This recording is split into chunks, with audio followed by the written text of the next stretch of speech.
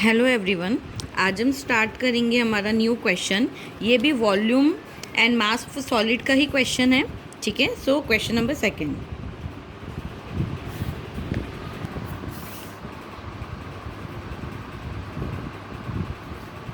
Find the volume in the first octet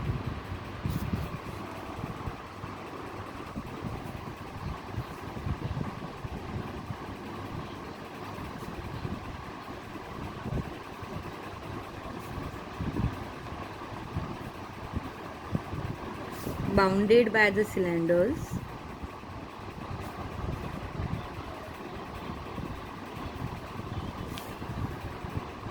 x square plus Y square equal to A square.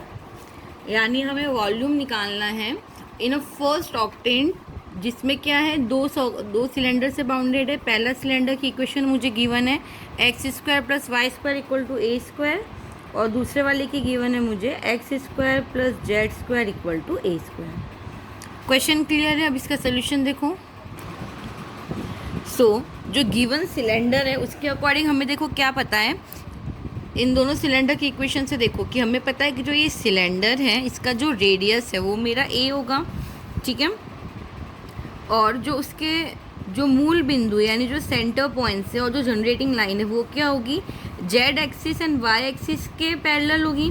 ठीक है, देखो दोनों equation से मुझे क्या पता चल रहा है, जो इस सिलेंडर है उनकी रेडियस ए है। ठीक है, और जो इनका सेंटर है और जो इसकी जनरेटिंग लाइन्स है वो किसके अलॉन्ग है, वाई एंड जेड। तो देखो इससे हमें क्या होगी, लिमिट मिल जाएगी in first octant. So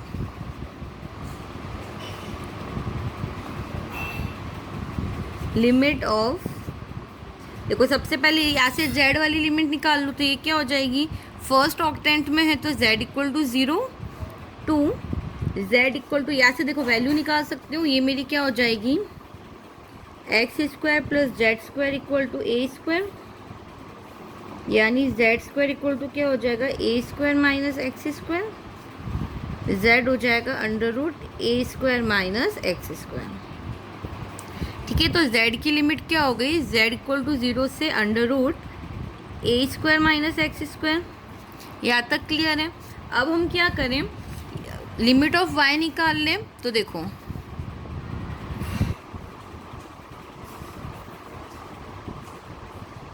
limit of y भी तुम्हारी क्या हो जाएगी, 0, क्योंकि फर्स्ट ऑक्टेंट है। यहाँ से y की वैल्यू निकाल लो तो क्या हो जाएगी, under root A square minus x square.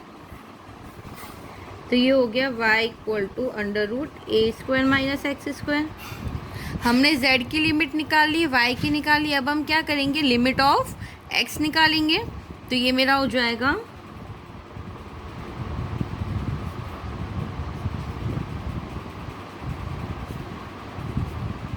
x equal to a हो जाएगा।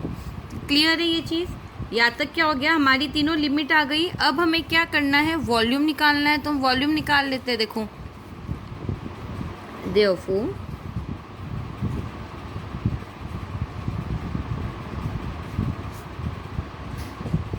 रिक्वायर्ड वॉल्यूम, ये मेरा हो जाएगा इंटीग्रेशन।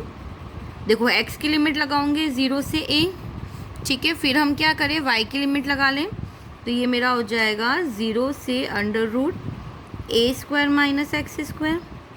लिमिट ऑफ z लगा लो, ये हो जाएगा 0 से अंडर रूट ए स्क्वायर माइनस एक्स स्क्वायर, और ये हो जाएगा D X D Y and D Z. Clear है यहाँ तक? अब हम क्या करें, z के रेस्पेक्ट में इंटीग्रेट करें। ये हमारी z वाली लिमिट है, तो ये मेरा हो जाएगा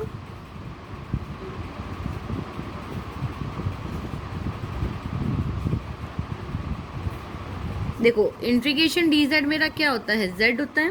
तो ये हो गया z, और लिमिट लग जाएगी 0 से अंडर रूट ए स्क्वायर माइनस एक्स स्क्वायर, और मेरे पास टर्म बचेगा D X and D Y.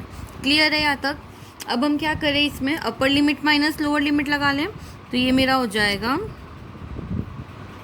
Integration 0 से अंडर रूट ए स्क्वायर माइनस एक्स स्क्वायर, और ये देखो ये हो गई मेरी अपर लिमिट अंडर रूट ए square minus x square, lower limit लगाऊंगी तो वो क्या हो जाएगी मेरी 0, और ये हो गया मेरा D X and D Y. अब मैं क्या करूँ, इसको वाई के रेस्पेक्ट में इंटीग्रेट कर लूँ। तो ये देखो, इसको ऐसे लिख लेना आगे फर्दर एक और स्टेप बढ़ा के, ना, दैट 0 टू ए, 0 से अंडर रूट ए square minus x square, under root ए square minus x square d y, जो कि वाई के रेस्पेक्ट में इंटीग्रेट कर रही हूँ, एंड डी एक्स। क्लियर है यहाँ तक? वाई वाला ब्रैकेट बना लिया एंड डी एक्स। अब इसको इंटीग्रेट कर लो वाई के रेस्पेक्ट में।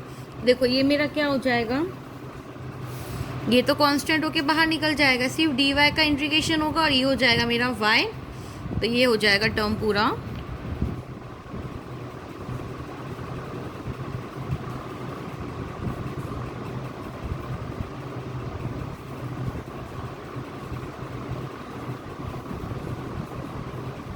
इंटीग्रेशन वाई लिमिट, लिमिट लग जाएगी 0 से under root A square minus x square and D x. अब upper limit minus lower limit कर लो तो ये मेरा क्या हो जाएगा, 0 से A under root A square minus x square, और ये लगा लो लिमिट अपर लिमिट, तो क्या हो जाएगा अंडर रूट ए square minus x square, lower limit लगाने पे टर्म हो जाएगी मेरी 0। मल्टीप्लाई कर लूँ तो ये मेरा क्या हो जाएगा, integration 0 to A square minus x square and D x. अब मैं क्या करूँ, इसका इंटीग्रेशन कर लूँ एक्स के रेस्पेक्ट में, इंडिविजुअल टर्म में इंटीग्रेशन हो जाएगा। तो देखो, चाहो तो इसको एक स्टेप बढ़ा के ऐसे लिख लेना, ये हो जाएगा 0 से a square d x minus 0 to a x square d x. तो देखो इसका इंटीग्रेशन क्या हो जाएगा मेरा, ए स्क्वायर एक्स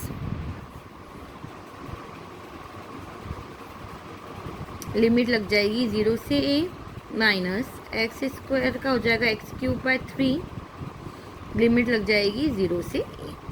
लिमिट लगा लूँ तो ये मेरा क्या हो जाएगा, ए क्यूब, लोअर लिमिट लगाऊंगे तो 0 minus a cube by 3, lower limit लगाऊंगे तो 0।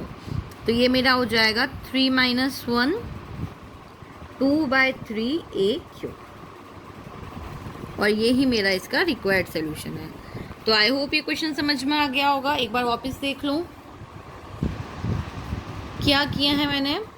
पहले z की लिमिट निकाली है, y की लिमिट निकाली है, x की लिमिट निकाली है, उसके बाद उसको सिंपली मैंने इंटीग्रेट किया है, और ये मेरा पूरा सोल्यूशन। क्लियर है यहाँ तक? Now question number 3,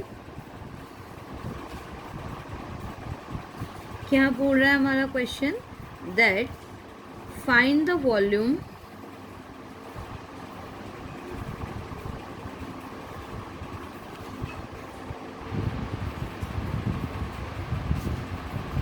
common to the sphere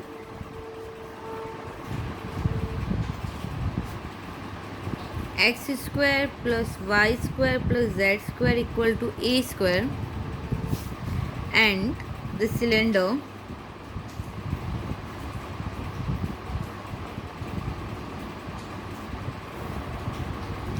x square plus y square equal to a y। ठीक है, हमें क्या करना है, वॉल्यूम निकालना है ऑफ अ सिलेंडर जिसमें क्या है, ये वाला स्फीयर जो है वो कॉमन पार्ट है। क्लियर है यहाँ तक? तो देखो इसका सोल्यूशन क्या हो जाएगा कि जो कॉमन वॉल्यूम है वो क्या होगा, it will be the part of the sphere in a cylinder. Cylinder के अंदर जो हमारा स्फीयर है उसका कॉमन पार्ट होगा। ठीक है, तो लिख लो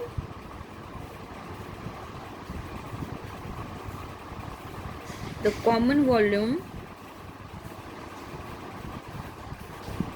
will be the part of the sphere in the cylinder। समझ में आया कि जो सिलेंडर है उसके अंदर का जो स्फीयर है उसका कॉमन वॉल्यूम निकाल रहे हैं हम। अच्छा, जो हमारा स्फीयर का प्लेन है वो हमारा क्या हो जाएगा, सिमेट्रिक हो जाएगा टू z इक्वल टू 0। ठीक है, यानी z वाला जो इसका पार्ट है, जो उसकी एक्सिस है, वो क्या हो जाएगी, 0 हो जाएगी। यानी the sphere plane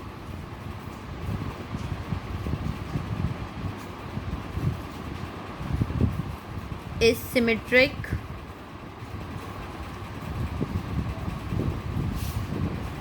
to z equal to 0, so हमारा रिक्वायर्ड वॉल्यूम क्या हो जाएगा, hence required volume will B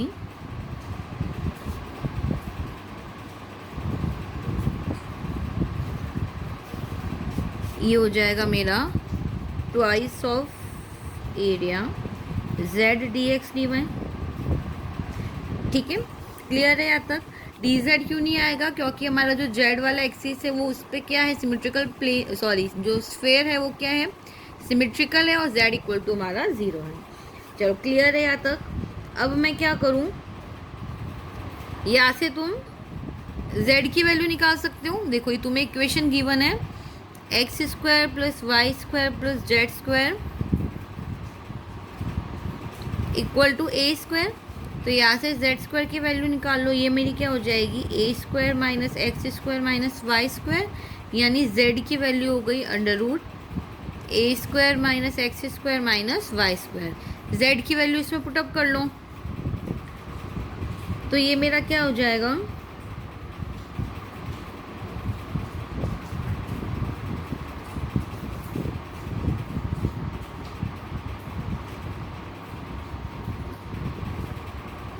इसको ले लो इक्वेशन नंबर 1।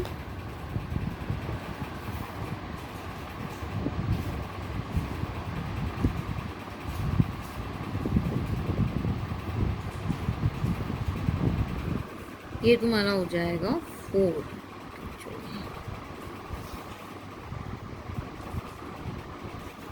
ये करेक्ट कर लेना, ये तुम्हारा 4 हो जाएगा। ठीक है, 4 double integration Z D X D Y. यहाँ तक क्लियर है। अब देखो हमें क्या पता है कि ये जो ए है हमारा, जो मैंने यहाँ पे ए लिखा है ना, ये एरिया हमारा क्या है, एरिया ऑफ इंटीग्रेशन है इनसाइड अ सर्कल, और सर्कल की इक्वेशन मुझे क्या गिवन है already, that X square plus Y square equal to A Y. ठीक है, तो ये मेरा हो जाएगा where A is the area of integration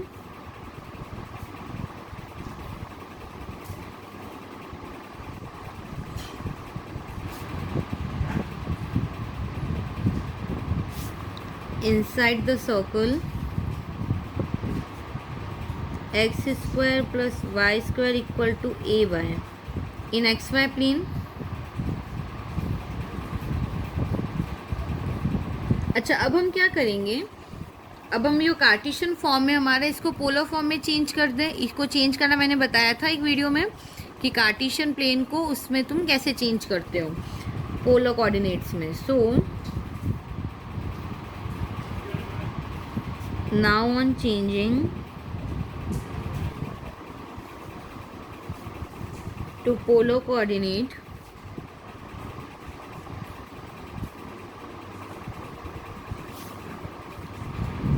equation of circle हमारी क्या हो जाएगी, इक्वेशन ऑफ सर्कल मेरा हो जाएगा r equal to a sine theta and limits will be r equal to 0 to r equal to a sin theta and theta equal to 0 to pi by 2। ठीक है, अब मैं क्या करूं, इसका कॉमन वॉल्यूम निकाल लूं, तो ये मेरा क्या हो जाएगा, required volume.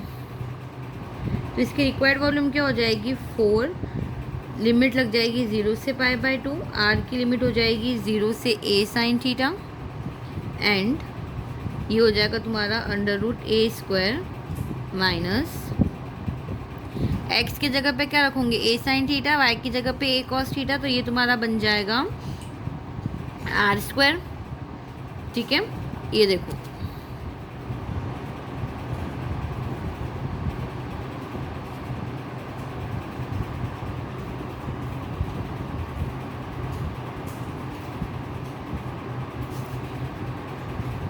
Are square common लूँगे तो ये क्या बचेगा तुम्हारे पास,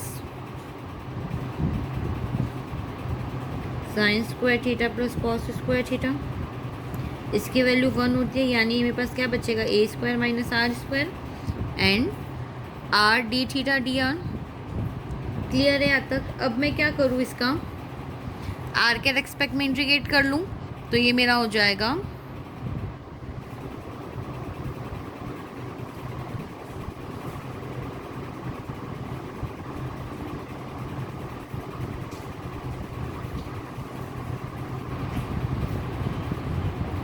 इसका इंटीग्रेशन करूँगी तो a square minus r square की पावर 3/2 अपॉन 3/2, लिमिट लग जाएगी 0 से a sine theta and d theta. Clear है यहाँ तक?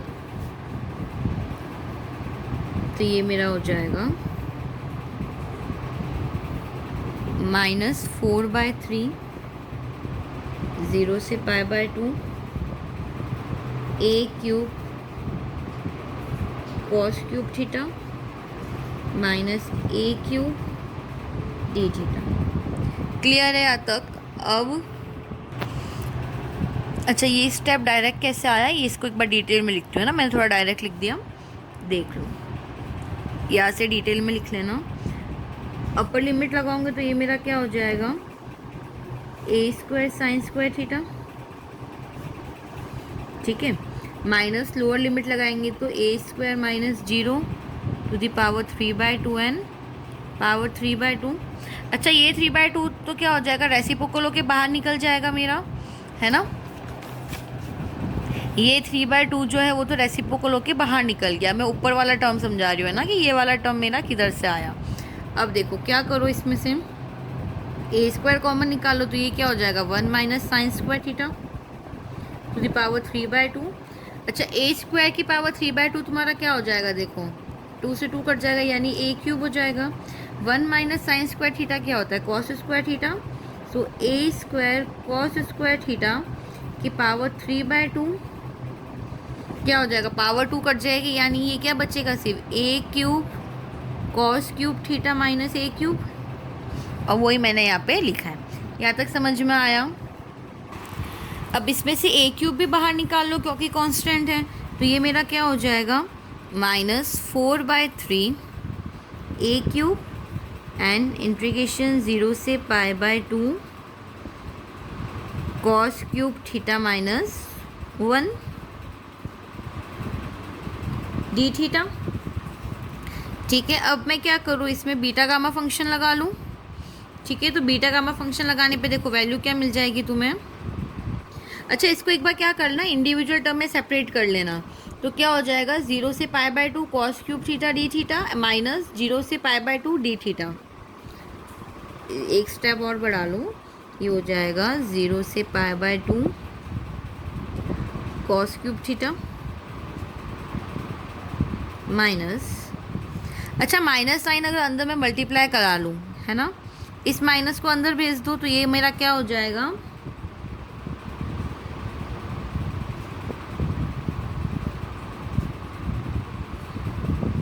D theta. इस माइनस वाले टर्म को अंदर मल्टीप्लाई करा लूँ तो देखो इसकी वैल्यू तो तुम्हारी क्या हो जाएगी, इंटीग्रेशन डी थीटा की वैल्यू हो जाएगी थीटा, और लिमिट लगा लोगे 0 से π/2। देखो ये हो गया 4/3 ए क्यूब, प्लस वाला टर्म आगे लिखो, ये क्या हो जाएगा, थीटा 0 से π/2 माइनस इंटीग्रेशन 0 से π/2 कॉस क्यूब थीटा। अच्छा, साइन वाला टर्म नहीं तो मैं साइन 0 थीटा लिख सकती हूँ इसको। ठीक है, क्या किया मैंने, पहले माइनस अंदर मल्टीप्लाई कराया, ठीक है, उसके बाद इसका इंटीग्रेशन करो तो देखो क्या हो जाएगा, थीटा हो जाएगा, लिमिट लग जाएगी 0 से π/2 माइनस ये वाले टर्म में, ये देखो बीटा गामा फंक्शन वाले तुम्हारा फॉर्म बन रहा है 0 से π/2 cos cube theta, sine theta नहीं है ना इसमें, तो मैंने क्या लिख दिया, साइन 0 थीटा। इसको लिखने या नहीं लिखने से कोई फ़र्क नहीं पड़ेगा, तो मैंने इसमें क्या मल्टीप्लाई करा दिया, साइन 0 थीटा। क्लियर है यहाँ तक? अब ये देखो ये मेरा क्या है, बीटा mn का फॉर्म है। ठीक है, तो इसको बीटा mn से सॉल्व कर लो, ये बता रखा है मैंने, इसको कंपेयर करते हो बीटा mn से, ये वाला जो तुम्हारा फॉर्मूला था, that gamma m plus 1/2 gamma n plus 1/2 upon 2 gamma m plus n plus 2/2 equal to integration 0 से π/2 sine m theta n cos n theta d theta.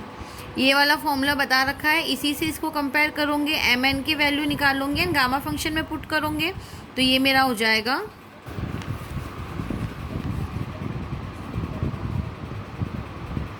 4/3 a cube तो बाहर था ही, π/2 कंपेयर कर लो तो देखो तुम्हारे पास क्या हो जाएगा,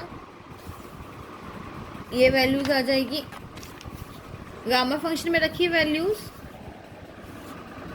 ठीक है। तो ये मेरा क्या हो जाएगा गामा 2 गामा 1/2 अपॉन 2 5/2। फिर हम क्या करेंगे, गामा वैल्यू सॉल्व करनी आती है, हमने बहुत से क्वेश्चंस में किया है, कर लेना। ये हो जाएगा 4/3 a cube π/2 minus 1 under root pi, क्योंकि हमें पता है कि गामा 1/2 की वैल्यू क्या होती है अंडर रूट पाई। गामा 2 क्या हो जाएगा 1.1 और गामा 1 की वैल्यू 1, और ये मेरा हो जाएगा 2 5/2 से निकल जाएगा 3/2 1/2 एंड गामा 1/2 की वैल्यू अंडर रूट पाई। अगर याद नहीं हो तो लिख लेना दैट गामा 1/2 की वैल्यू क्या होती है अंडर रूट पाई होती है हमारी। तो देखो अंडर रूट पाई से पाई कट गया, 2 से 2 कट गया, यानी हमारे पास क्या बचेगा 4/3 ए क्यूब एंड π/2 माइनस ये 2 ऊपर चला जाएगा रेसिप्रोकल में 2/3। इसको सॉल्व कर लो वापस, सिंपल न्यूमेरिकल इक्वेशन है तुम्हारी। तो ये हो जाएगा मेरा एलसीएम लोगे तो 6 3π माइनस 4, ठीक है, यानी ये हो जाएगा मेरा 2/9 ए क्यूब 3π माइनस 4, ठीक है। और यही मेरा इसका रिक्वायर्ड सोल्यूशन है, यानी यही मेरा रिक्वायर्ड वॉल्यूम है 2/9 ए क्यूब 3π माइनस 4। तो आई होप ये क्वेश्चन सभी को अच्छे से समझ में आ गया होगा। इसके कुछ क्वेश्चंस और हैं जो मैं इसके नेक्स्ट वीडियो में कराऊंगी। Okay, thank you so much.